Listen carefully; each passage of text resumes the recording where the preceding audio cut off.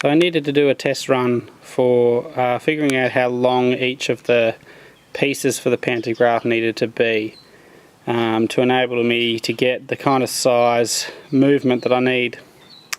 So I've put this little test run together with just a couple of sticks, and you can see I've put a few different holes in for a few different sizes for the mechanism here, but I think this is the size that it's set at now is the size that I'd like the most.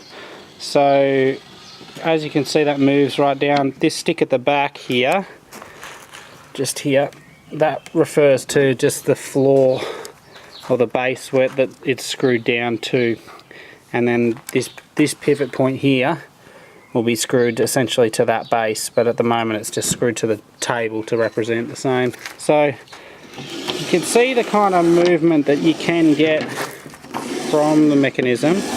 You know, it's quite large, and if I was to put a pencil in this hole and in this hole, then everything I draw with this one should come out the same here, only to half the scale. So that's the sort of tracing I want. This one will be the router and this one will be the follower.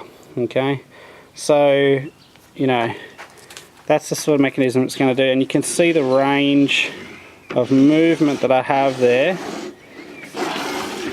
So these are set at about 450 long. These two arms here are 450, and then this section here is half that length. Okay, so that's the kind of range that you get, which I think is quite large. Like, I had a pencil in there before and I sort of drew it on the bench, and that you can see, I don't know if you can see some of these pencil lines of where I was drawing, but yeah, the cutting area is quite large. And now if I show you, I've cut a little block that represents the size of the router. So if I pop that on there, now this is full scale by the way, put that on there, then just how much that allows, you know, the mechanism to move. I'm thinking it should squash down to something like that. These arms will probably be a little bit wider, but something like that. And then, you know, we'll be able to move across and up, you know, and out any which way you like.